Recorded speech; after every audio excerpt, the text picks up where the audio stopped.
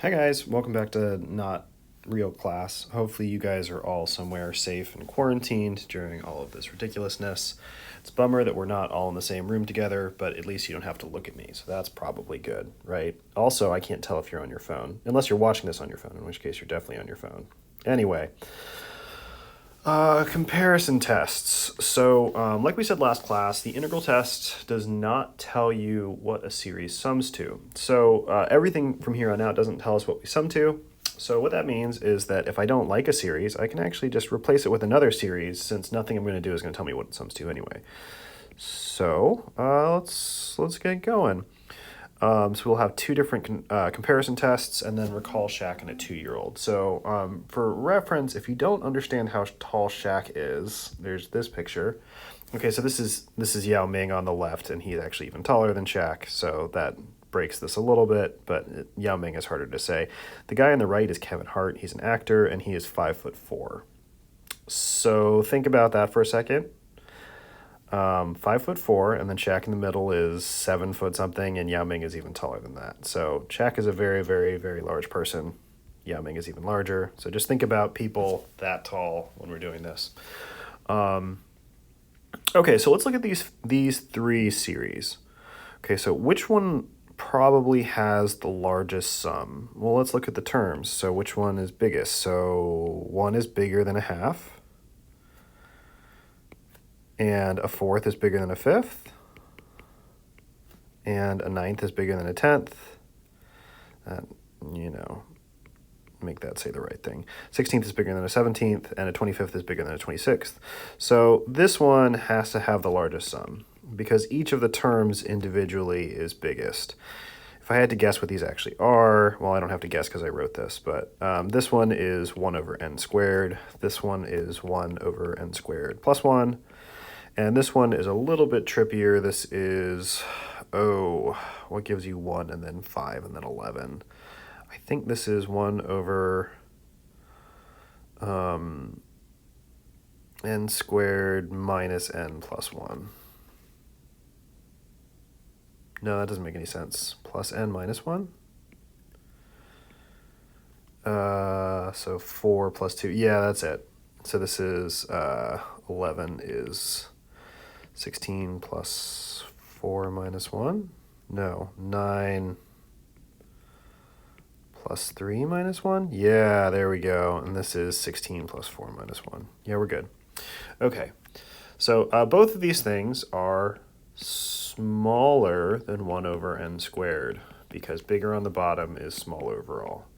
So what that means is that if I take the sum of all the terms, the sum of the whole thing has to be less than or equal to the sum of the terms, because each term is bigger. On the flip side, if I look at these two, well, these actually have the same denominators, minus the first term.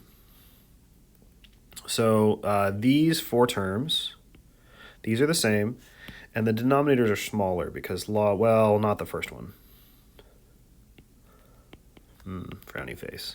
Log 2 is actually smaller than 1 because 2 is smaller than e. But the others, if n is at least 3, then ln n is bigger than 1. So the sum of this series is bigger than the sum of the top series. Well, maybe minus the first 2 terms, but that doesn't actually matter because there's an infinite number of terms. Okay, so that leads to the direct comparison test. So basically here what we're going to have is the ANs are going to be smaller than the BNs. And so remember, for this whole page, the AN is the smaller series, the BN is the bigger series, BN for bigger. So if the smaller series diverges, then the bigger series also diverges. Okay, this one is taller than Shaq. If you're taller than Shaq, you better be really, really tall.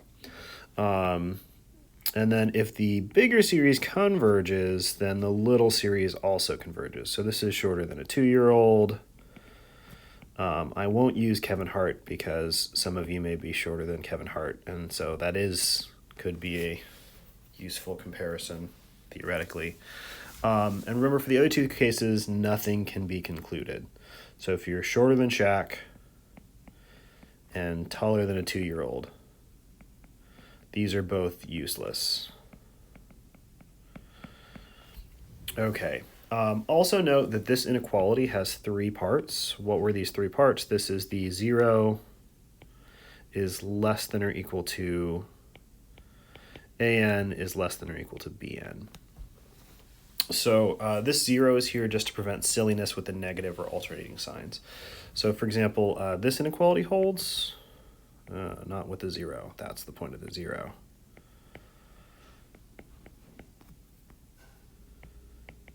But the sum of the 1 over n squared converges, but the sum of negative n diverges. So we need the 0.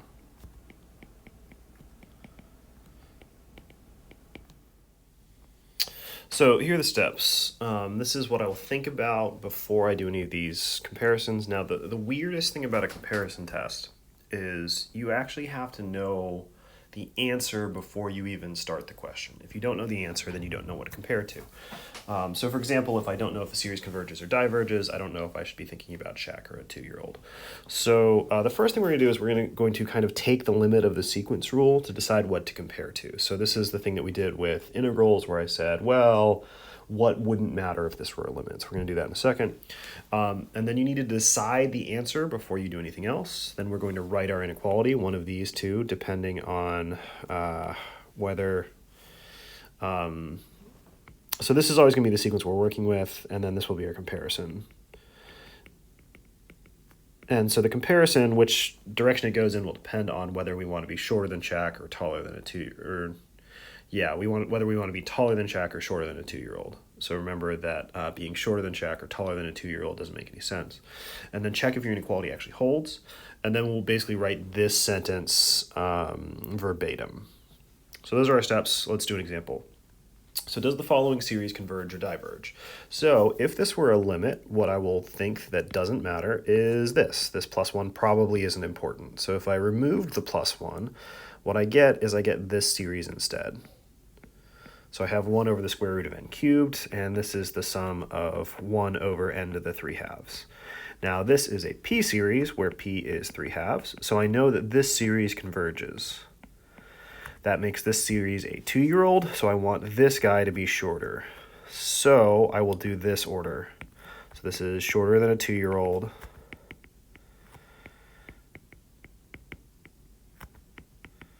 Boo, boo, boo, boo. So I put this guy over here.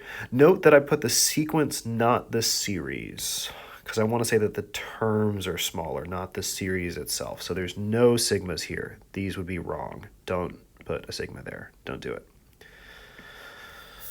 Okay, so I have this. So this was step 1. Whoa. This was step 1. This is step 2. Step 3 says, well, also part of, no, that was step 1. This is step 2. This is step 3. And then I also want to check, does this hold? So thinking about it, the difference here is this plus 1. And does this plus 1 make this sequence bigger or smaller than if it weren't there? And remember that bigger on the bottom is smaller overall. So this plus 1 makes it bigger on the bottom. So this is bigger on bottom. And bigger on bottom is smaller. So check, we are good to go. And now I will write this sentence. So since the sum of 1 over n to the 3 halves converges, y, by p-test, the sum of 1 over square root of n cubed plus 1 also converges by direct comparison test. So every comparison test has 2 pieces. The first thing you need to do is connect the series, and that is this line. This connects the series. And then I have to say that my comparison thing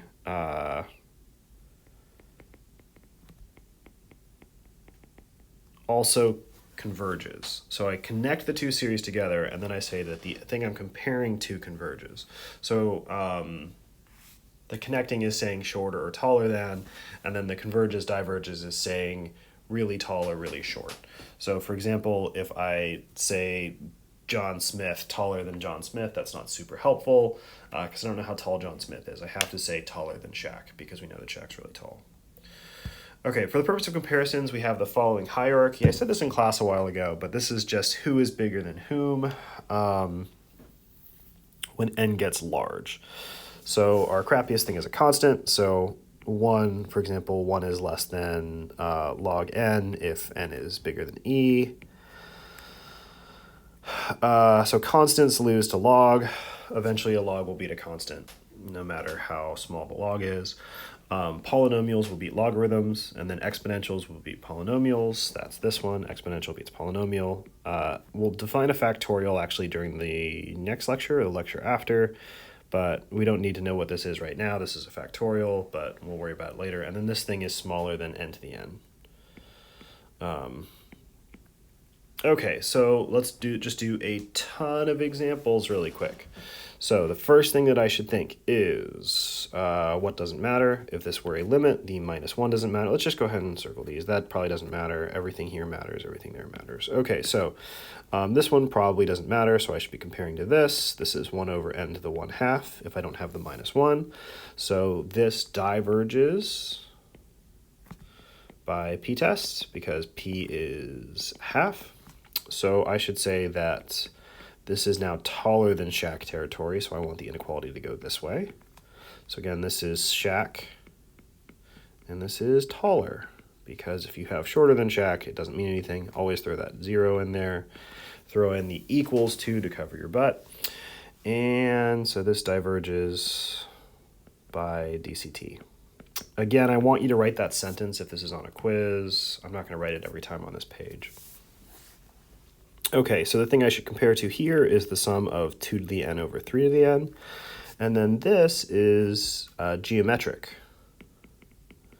with r equals 2/3. So absolute value of r is less than 1, and this converges. So then I would write 0 less than or equal to, this is the 2-year-old, so this has to be the bigger one. And I have 2 to the n over 3 to the n plus 1. And this plus 1 helps me, it makes it smaller. So this holds, so this converges by dct. Okay, n over e to the n. This one is interesting. So here I'm going to use my hierarchy. In my hierarchy, I'm living here. So what this says is that I can replace e to the n with any polynomial and it will get smaller because any polynomial is smaller than e to the n.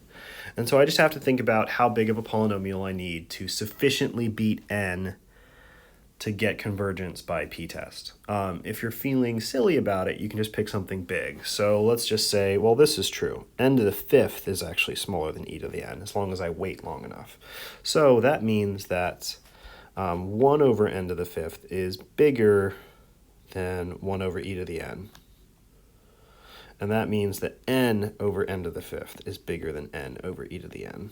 So basically what I did is I replaced the e to the n with an n to the 5th because e to the n is bigger than n to the 5th. So it's bigger on the bottom, so it's smaller overall. And this is true. So this is my inequality. This is there for my comparison. I guess I should have gone, before I did this, I should have stopped and said, do I think this converges or diverges? And here I'd go to my hierarchy and say e to the n is way bigger than n. So this is really big on the bottom, not that big on the top, so this should converge. So that's what led me to try to show that this converged. So I get this thing, and now this is the thing I'm comparing to, and this is actually equal to 1 over n to the 4th, and this converges by p-test. Okay, so sum of n over e to the n converges by direct comparison. And again, what does this converge to? I have no idea. I actually don't know what the sum of 1 over n to the 4th converges to. It converges to some irrational nightmare that involves pi somehow. That's not important. But I know they both converge. And why is that important? It's important because I could go in some terms and give you a really good estimate for what it converges to. This is something that you shouldn't do for a divergent series because no matter how many terms you sum, you're not going to get close to the sum. Letter D here. Okay, so n to the n is bigger. N to the n is way, way up there on our hierarchy. So I'm back at the top of the page. N to the p is so far below n to the n. There's so many steps in between that using the same idea. So this is, if I think of this as a top wins, bottom wins and bottom wins by a lot. So what I can do here is I can just replace the top n with any number I want. So this will do it. Okay, so that means that n to the fifth over n to the n is smaller than n to the fifth over n to the seventh. Why did I pick 7? Because I know 1 over n squared converges. So this is 1 over n squared, and this converges. Why? By p-test. We like p-test. So the sum of n to the fifth over e to the n converges. Why? By dct. Cool. Cool. Okay, this one's going to take a little bit more thought. This goes to 0. So that means that e to the 1 over n actually goes to 1 because e to the 0 is 1. And so I should treat this like 1 over n.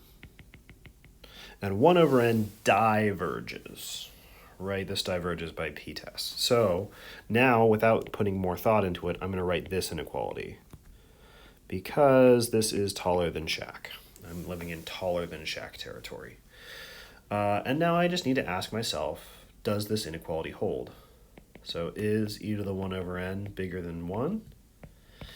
And if I take a root, this is what this is an nth root of e. Any root of e is actually going to be bigger than 1. This is actually just true for any base that's larger than 1. If you take a root of something that's bigger than 1, you get something bigger than 1. But as it goes to infinity, it goes to 1. So this is true. That means that this is true. Yay.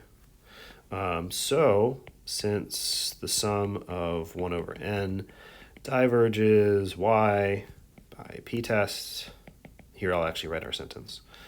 And I'll even be a little bit more thorough. And 0 is less than 1 over n is less than e to the 1 over n over n. Then the sum of e to the 1 over n diverges y by direct comparison test. Okay. 2 examples we should talk about. 2 oddballs.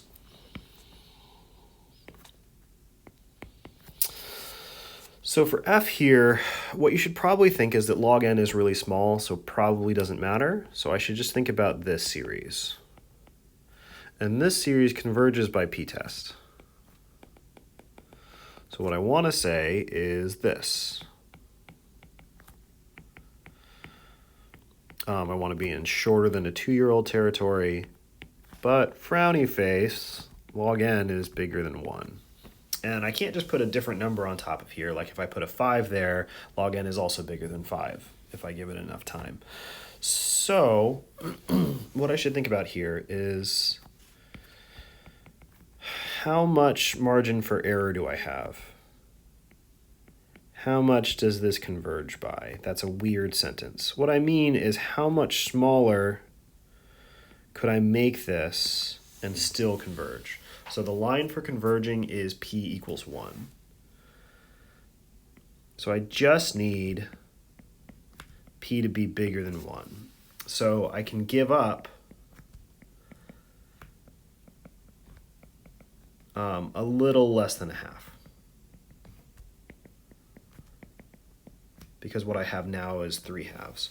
So what's a number that's smaller than a half? Well, let's go with a fourth. And then I'm going to use this fact. So log n actually loses to n to a fourth. So this, I want less than a half. That's why I picked a fourth. Log n is less than n to the 1/4. So that means that this inequality holds. I replace the log n with an n to the 1/4, and this works. And then what do I have? N to the 1/4 over n to the 3/2. This is 1 over n to the 3/2 minus 1/4. So this is 6/4 minus 1/4. So this is 1 over n to the 5/4.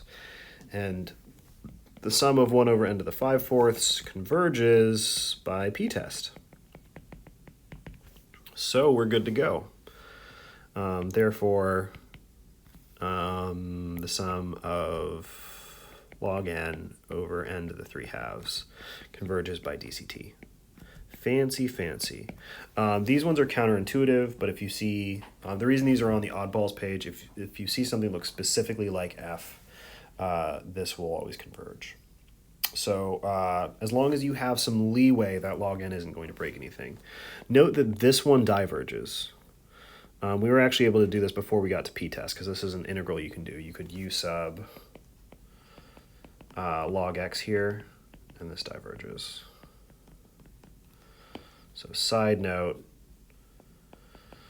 as long as that n is anything bigger than 1, the power of n is anything bigger than 1, this will converge. If it's actually equal to 1, it diverges. So it turns out that that's actually the same line as our p-test, so that log n really doesn't matter. For letter G, so I have the sum of sine squared of n over n squared, right? Yes, that's what I have, starting at n equals 1. And so here what I should think about is, how big is sine squared of n? Well, it's between 0 and 1. So sine of n is between negative 1 and 1. So if I square that, it has to be positive, so it now can't be negative. So I lose the negative one side. But so this inequality holds. So that means that I can actually just throw in this inequality. So that means that what you should think about is, does the sine squared make me more or less likely to converge? If I replace that with a 1, it would be less likely to converge than it is now. Therefore, I can assume that that makes sense that if it converged before with a 1, then if I replace that with a sine squared, it should also converge. So I'll just write this inequality.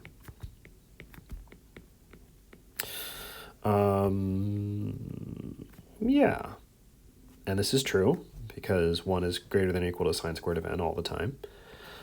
So the sum of, and I need to say that I need the two pieces, right? I need to connect them, and then I need to say what the other one does. So since the sum of 1 over n squared converges by p-test, the sum of sine squared of n over n squared converges by direct comparison. But, okay.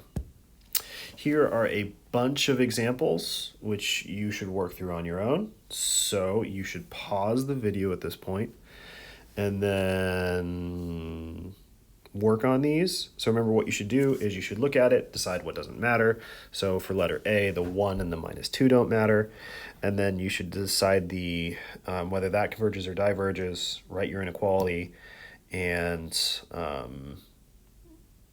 draw a conclusion about the other thing. So go do that. Seriously, pause the video and go try these. Okay, so we're back. Hopefully you actually paused the video. I'm guessing a decent portion of you didn't, but it's fine. These are the answers here. So we got diverges, converges, converges, converges, converges, diverges. Cool. So you can just pause now and look at those answers. And I'm going to go ahead and scroll down. Okay, so what happens if we have these situations? So what do we have here? So I would look at this and say, well, this is about like n over n squared, and that should diverge. And so I would want this. I would want this to be smaller, but in fact, this points this way because the top on the n-2 is smaller than n, and n squared plus 4 is bigger than n squared, so this inequality points the other way, which means I can't do a direct comparison test as it's written right now. Similarly here, this should be the sum of 1 over n squared, and the sum of 1 over n squared converges, so I want this to be bigger. But the fact that the denominator is smaller here means that this inequality points the wrong way. So you should feel that the comparison is still valid. Why does it really matter if I have like a billion squared minus a billion? A billion squared minus a billion is still very, very large, and it's still like a billion. So you should feel like that n really still shouldn't do anything. This n shouldn't matter, just like this 4 shouldn't matter, right? It just doesn't matter. So what we'll do here is we'll invoke the limit comparison test. So before, what we just said is these are bigger, so the smaller the sum is bigger. Here, what we're saying is if you take a limit, the terms are basically the same, or there are some constant multiple of each other. And if that's the case, if one series converges, the other series converges also. Well, that's the whole idea of the test. We do need to make the statement about the positive terms to avoid shenanigans. That one probably won't come up in class, but it's true. If I take the ratio of the terms of the terms of one sequence versus another sequence and take the limit as n goes to infinity, if that goes to some number, this is really just any number except 0. This has to be a positive number because we said the terms are positive. And just as long as it isn't 0, we get that the two sequences act the same. So they either both diverge or both converge. Something that I would be doing in class, that I would making all of you do, is I put my hands together like I'm clasping, I don't really know. You know, like when you put your, I don't know how to describe it, but just spread your fingers, make them interlace. What the limit comparison test does is it links the two series together. So for the direct comparison, I have to pick a certain direction, but the limit comparison test just attaches the two. So whatever an does, bn does also. It doesn't matter if an is bigger or smaller, they both do the same thing. So limit comparison test connects the two series together. You can also actually use this like the direct comparison test, because if you take a limit and you get infinity, it means the top's bigger, and then you can use that just like a direct comparison test. So if the bigger one converges, then the smaller one converges. If the smaller one diverges, then the bigger one diverges. If you get 0, then the top is smaller. If you get infinity, then the top is bigger. Okay, so let's do those two examples we just did. Oh, there's still this question mark here that shouldn't be here. So let's go ahead and fix this for no reason. Okay, and now write really big. For no reason. Okay, that was a huge waste of your time. Let's keep moving. Okay, so here we said that this is 1 over n, inequality bad. Frowny face. So instead I'll do this. I'll do the limit as n. Oh, but still use this, because this will make your life a little bit easier. Still use the thing that you initially wrote. So we have our original series, and I have this one. And now what I'll say is that the n minus 2 and the n are basically the same. They're both in the top. So the top of the top will cancel with the top of the bottom, and then the bottom of the top will cancel with the bottom of the bottom. So n squared plus 4 over n squared is the same. Or if that made you uncomfortable, I could keep it, switch, and flip it, and the same thing will be true. So this n minus 2 will cancel with this n, and that n squared will cancel with that n squared plus 4. Or you could think that the top is a cubic, so the top's degree 3, the bottom is degree 3. This limit is 1. So both of these limits are 1, either way. 1 is a number that is not 0, or infinity. Infinity isn't a number.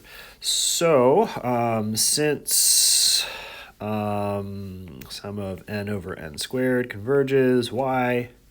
Well, p-test. I actually need to think about it this time. This one diverges by p-test, right? Because p equals 1.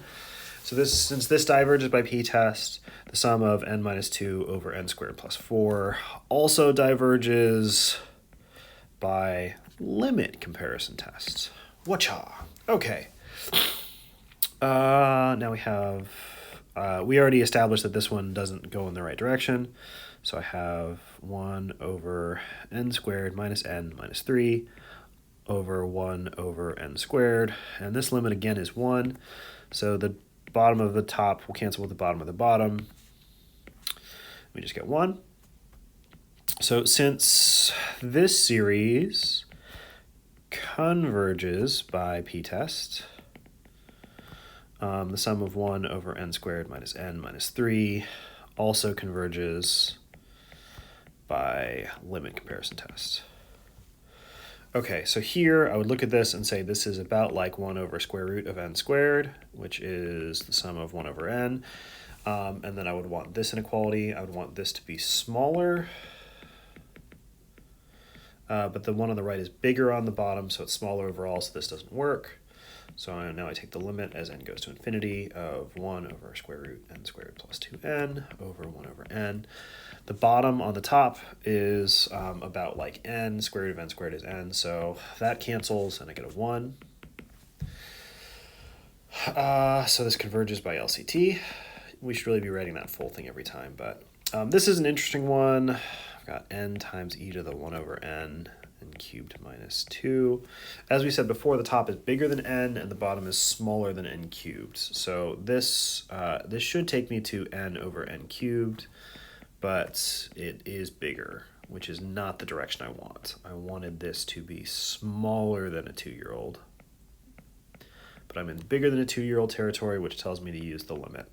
So the limit as n goes to infinity of n times e to the 1 over n cubed minus 2 all over n cubed.